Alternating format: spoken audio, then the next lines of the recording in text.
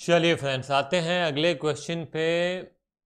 इस क्वेश्चन में इसको सॉल्व करने के लिए आपका पूरा अटेंशन चाहिए, क्योंकि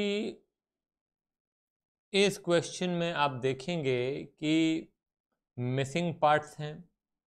साथ ही साथ जितना भी डेटा दिया हुआ है उसको कनेक्ट करना पड़ता है, और वो करने के लिए आपको पूरा अटेंशन देना बहुत ज़रूरी है। हालांकि मुझे नहीं लगता है कि एग्ज़ाम में इस तरह का क्वेश्चन देना चाहिए, क्योंकि इसका लेवल थोड़ा हाई है। मगर बुक में दिया हुआ है तो डेफिनेटली हम इसको कवर करेंगे, है ना। मगर समझने के लिए हो सकता है कि आपको इसको एक से ज़्यादा बार देखना पड़े, है ना। जहाँ पे भी आपको दिक्कत जाती है फिर से आप लेक्चर को पीछे ले जाएं, दोबारा देखें, यदि आपको इसको पूरा अच्छे से समझना है। ठीक है, तो देखते हैं क्या कहता है question. Preparation of trading and P&L and balance sheet. अभी तक हमने ये नहीं किया है। अभी तक हमने क्या किया, इनकम्प्लीट रिकॉर्ड्स के अंदर प्रॉफिट डिटरमाइन करना है, तो पहला तरीका स्टेटमेंट ऑफ अफेयर, उससे देखा। फिर हमने देखा कि नहीं, हमको सिंगल एंट्री को डबल एंट्री में कन्वर्ट करना है, तो मिसिंग वैल्यूज फाइंड करो, तो मिसिंग वैल्यूज भी हमने फाइंड की हैं। मगर अभी तक ट्रेडिंग P&L और बैलेंस शीट हमने नहीं बनाया है, तो यहाँ पे हमको वही करना है। ठीक है ना, तो चीज़ों को कनेक्ट करना पड़ेगा, तभी ये क्वेश्चन सॉल्व होगा, उसके बिना ये सॉल्व नहीं होगा। ठीक है, दिमाग लगाना पड़ेगा, अच्छे से दिमाग लगाना पड़ेगा। देखिए, रोशन whose accounts are maintained by single entry system acquired a retail business on 1st April 2018. He had 40,000 of his own and he borrowed 20,000 from his wife. He paid 15,000 for goodwill, 5,000 for furniture and 35,000 for stock. ठीक है, तो उसने एक business खरीदा है। कुल मिला के हम यहाँ पे ये कह सकते हैं कि उसने बिजनेस खरीदा। 40,000 उसके पास थे, 20,000 और ले लिए उसने वाइफ से, कितना हो गया 60,000। और उसमें से उसने एक बिजनेस खरीद लिया जिसमें कि 15,000 उसने गुडविल के लिए दिए। गुडविल मतलब बिजनेस की रेपुटेशन, है ना। किसी का एस्टेब्लिश बिजनेस है तो वो कॉस्ट टू कॉस्ट नहीं देगा, वो ज़्यादा में देगा आपको। फॉर एग्जाम्पल, आज पार्ले कंपनी के टोटल जो एसेट्स हैं अगर 1,000 करोड़ के हैं, तो आपको बिजनेस 1,000 करोड़ में मिलने वाला नहीं है। क्यों? क्योंकि उसकी अपनी पहचान है, उसका अपना ब्रांड है, उसकी अलग कीमत है। तो उसकी कीमत जो हम देते हैं उसके ब्रांड की, उसकी पहचान की, उसको हम कहते हैं गुडविल। तो हमने गुडविल के लिए दिए हैं 15,000, 5,000 दिए हमने फर्नीचर के लिए, और 35,000 दिए हमने स्टॉक के लिए। ठीक है, हमने बिजनेस खरीद लिया। ठीक है, total cash received by him during the financial year from the debtors were 2,30,000। ये भी ठीक है भाई, 2,30,000 हमको डेटर्स से मिला है। हिज पेमेंट्स वर, अभी देखो, हमको ट्रेडिंग P&L बैलेंस शीट बनाना है, तो आपको सब दिमाग में रखना पड़ेगा कि कौन सी चीज़ कहाँ पे आएगी। जैसे मैं 40,000 की बात कर रहा हूँ, उसने अपना लेके आया है, तो ये आपका क्या है, ये आपका कैपिटल है। किधर आएगा? बैलेंस शीट में। ये बोरो किया वाइफ से 20,000, ये भी क्या है, लाइबिलिटी है, वाइफ से लिया हुआ लोन है, लोन फ्रॉम वाइफ, ये भी बैलेंस शीट में आएगा। ठीक है ना। ही पेड 15,000 फॉर गुडविल, तो ये भी आपका बैलेंस शीट में आना चाहिए। ये गुडविल है, ये भी बैलेंस शीट में आएगा, है ना। सॉरी, गुडविल तो हो गया, ये फर्नीचर है, गुड इसमें बैलेंस शीट में आएगा। And 35,000 for stock. अब ये ध्यान देना, ये ओपनिंग स्टॉक है, ओपनिंग स्टॉक बैलेंस शीट में नहीं आता है। Sorry, opening balance sheet, opening stock balance sheet में नहीं आएगा, किधर आएगा? वो ट्रेडिंग में आएगा। ये ध्यान होना चाहिए आपको। हाँ, फर्नीचर देखना पड़ेगा, अगर बेच दिया हो तो अलग बात है, गुडविल बेच दी हो तो अलग बात है ना। तो ये 35,000 ओपनिंग स्टॉक है, ओपनिंग स्टॉक बैलेंस शीट में नहीं आएगा। ठीक है ना। टोटल कैश रिसीव, ठीक है, total cash received by him during the financial year from the debtors were 2,30,000। Debtors से हमको 2,30,000 मिला है, क्योंकि हमने उनको डेटर को बेचा होगा ना, गुड्स वुड्स बेचे होंगे, उसका पैसा मिला होगा। उसके बाद आइए हिज पेमेंट्स व परचेजेस। परचेजेस है तो ये आ जाएगा ट्रेडिंग में, सैलरी एंड वेजेस आपका P&L में, ट्रेड एक्सपेंसेस P&L में, फिर दिया है रेंट बिजनेस प्रेमिसेस के लिए P&L में आएगा, प्राइवेट हाउस के लिए ये आपका ड्राइंग है तो ये आपका बैलेंस शीट में आएगा, payment made for domestic purpose and drawings तो ये भी आपका बैलेंस शीट में कैपिटल में से कम हो जाएगा। ठीक है, यहाँ तक क्लियर है। अभी at the end of year the stock was 37,500 तो ये भी आपका बैलेंस शीट में आएगा, ये आपका क्लोजिंग स्टॉक है और साथ ही ये ट्रेडिंग में भी आएगा। क्लियर है। ही ओड 13,500 टू क्रेडिटर्स, क्रेडिटर्स को देना है हमें 13,500 रुपये तो ये आएगा आपका बैलेंस शीट में liability. To creditors for goods and his customer owed to him 15,000 तो ये भी आपका बैलेंस शीट में आएगा। ये पैसे आपको क्रेडिटर्स को देने हैं और ये पैसे लेने हैं। ठीक है, मगर थोड़ा सा दिमाग और लगाना पड़ेगा, इतना काफ़ी नहीं है। ये जैसे क्रेडिटर्स को हमें 13,500 देने हैं तो हमें यहाँ पे भी दिमाग लगाना पड़ेगा कि ये 13,500 यदि क्रेडिटर्स को देने हैं तो इसका मतलब ये हुआ कि हमने क्रेडिटर्स से कुछ खरीदा होगा, गुड्स खरीदे होंगे।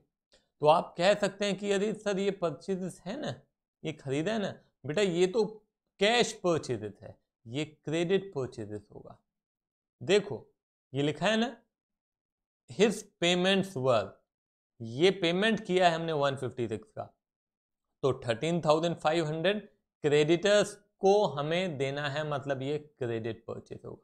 तो जब हम परचेज लिखेंगे तो 13,500 credit purchase plus 1,56,000 cash purchase, दोनों लिखना पड़ेगा। आधी बात समझ में? And his customer owed to him 15,000 तो हमें हमारे कस्टमर से 15,000 लेना है, मतलब हमने ये भी तो बेचा होगा ना, ये भी बेचा होगा और ये पैसे मिल चुके हैं, ये डेटर से पैसे मिल चुके हैं और ये मिलना बाकी है। तो मैं क्या कह सकता हूं कि हमारी सेल कितनी होगी? हमारी सेल होगी ये 2,30,000 जो हमको मिल गया है और 15,000 जो हमें मिलना बाकी है, मतलब 2,45,000 हमारी सेल होगी। यहाँ पे मैंने आपको बताया कि दिमाग लगाना पड़ेगा। अब इसके बाद आते हैं हम यहाँ पे provide 5% for depreciation on furniture.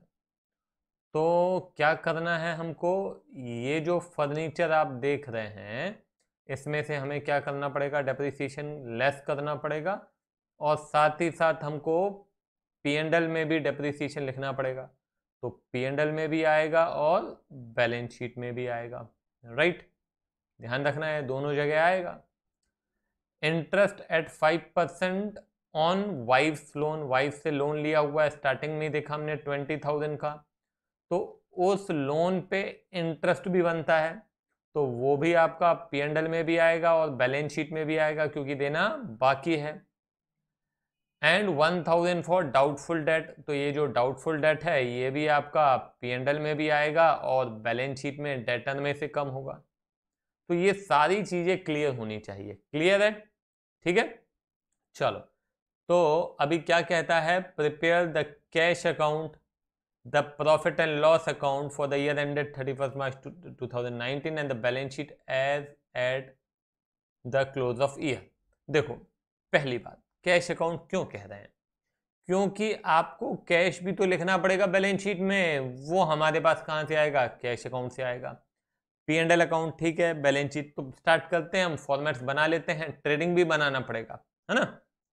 तो ये चलिए हम यहाँ पे कुछ फॉर्मेट्स बना लेते हैं। ये आपका कैश बना लेते हैं, ये हमारा ट्रेडिंग हो जाएगा, है ना?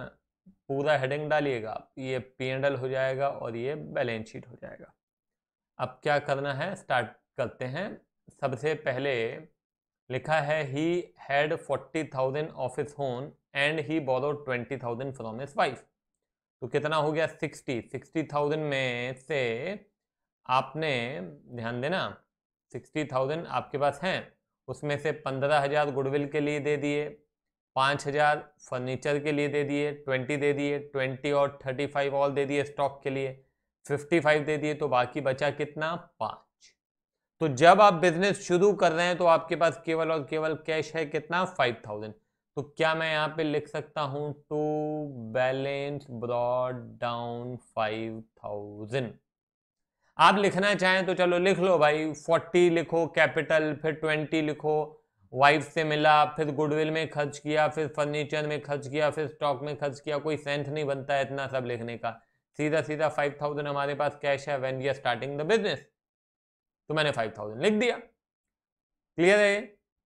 ठीक है। उसके बाद ये 40,000 जो लेके आया, ये मेरे को बैलेंस शीट में लिखना चाहिए, तो मैं लिख देता हूं यहाँ पे कैपिटल 40,000। अमाउंट कॉलम में नहीं लिखते हैं, ध्यान रखेंगे।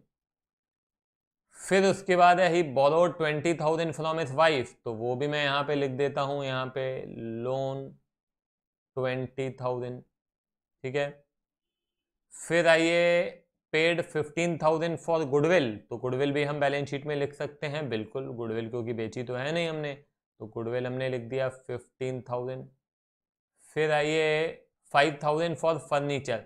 अभी ध्यान रखना है, जैसे ही फर्नीचर लिखेंगे आपको याद आ जाना चाहिए कि वहां पे डेप्रिसिएशन था, 5% डेप्रिसिएशन है फर्नीचर पे, तो ये मैंने लिख दिया फर्नीचर 5,000 माइनस कितना है 5%, तो 5% कितना होता है 250, ये हो गया 4750। ठीक है, तो ये आपका फर्नीचर भी हो गया। फिर आइए यहाँ पे फिर से स्टॉक, तो ये स्टॉक आपका ओपनिंग स्टॉक है, तो ओपनिंग स्टॉक में ट्रेडिंग में लिख देता हूँ ओपनिंग स्टॉक 35,000।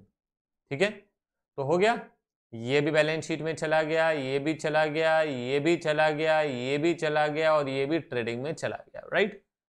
अब आगे कहता है total cash received by him during the financial year from the debtors for 2,30,000।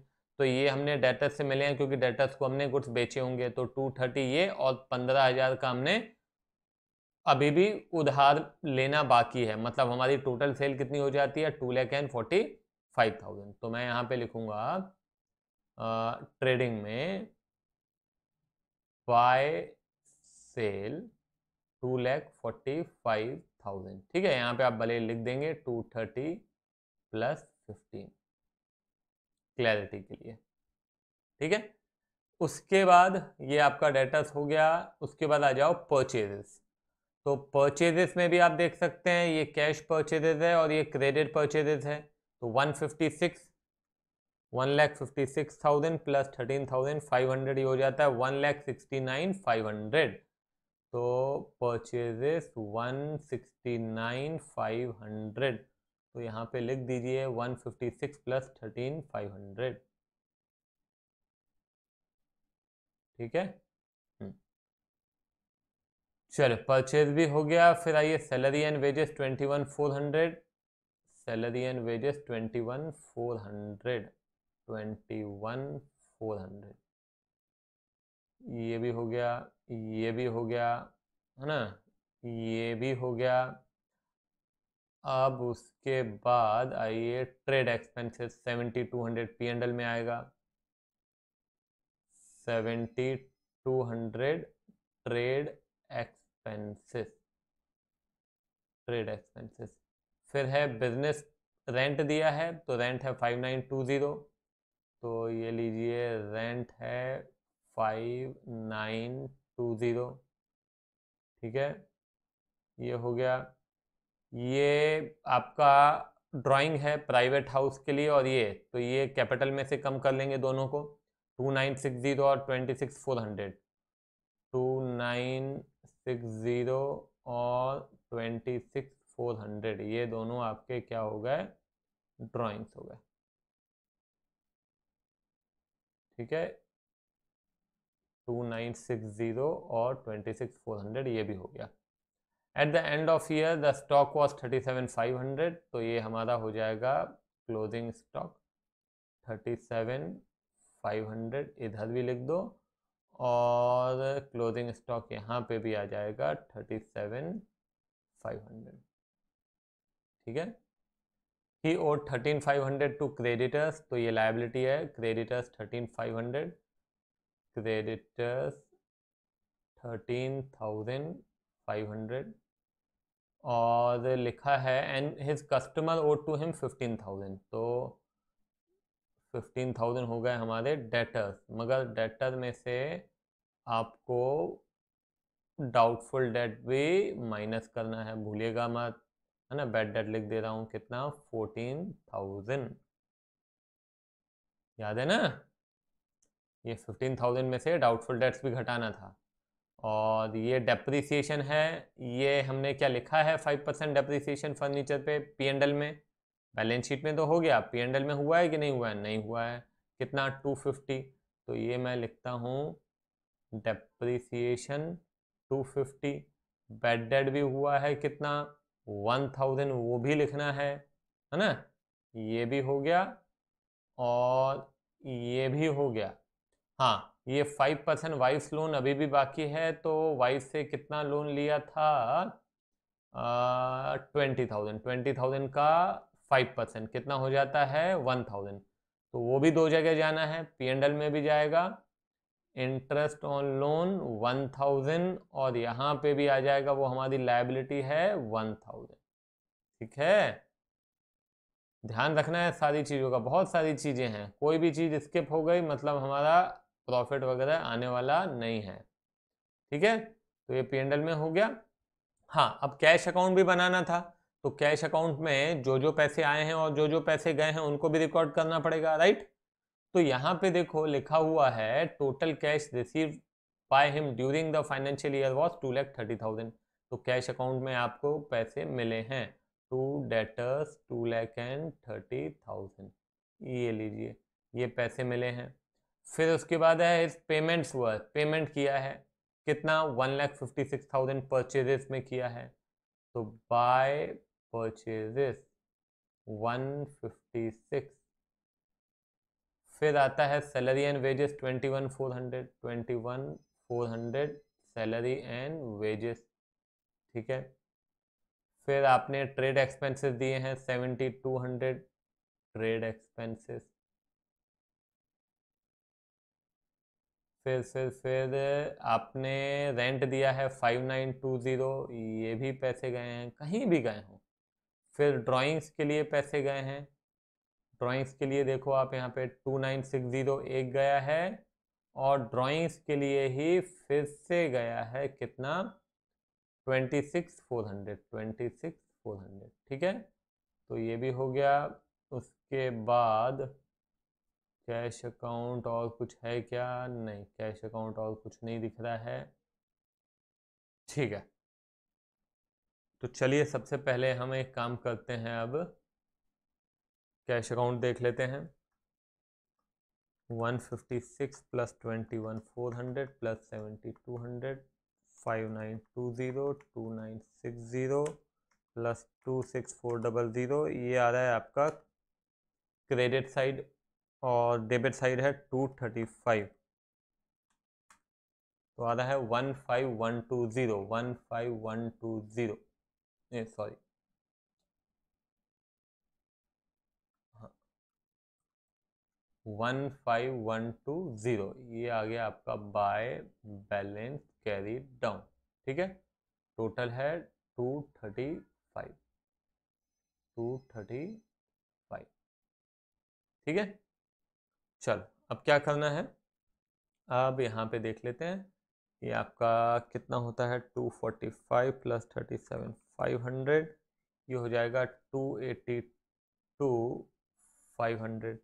ठीक है, 282,500। फिर इसमें से माइनस करते हैं, -35,169,500, तो ये आ जाता है 78,000, तो 2 GP आता है 78,000। यहाँ पे भी हमने टोटल लिख दिया 282,500। अब 78,000 ले आइए आप यहाँ, तो बाय GP 78,000। ठीक है, चलो अब यहाँ पे टोटल करता हूँ मैं 21,400 plus 7,200 plus 5,920 plus 250 plus 2,000 minus 78,000 41230। एक बार देख लें आंसर आ रहा है कि नहीं। हाँ बिल्कुल सही है, 41230 41230, this is your net profit. ठीक है, टोटल है 78,000 यहाँ पे। अब ये 41230 this is your net profit, इसको चलिए जोड़ते हैं हम। 40,000 माइनस 2960 माइनस 26,400 प्लस 41230, तो ये आ जाता है 51870। क्या आया? 51870। ठीक है, अब 51870 प्लस 20,000 प्लस 13,500 प्लस 1,000, ये आ रहा है 86370। एक बार आंसर देखें, 370।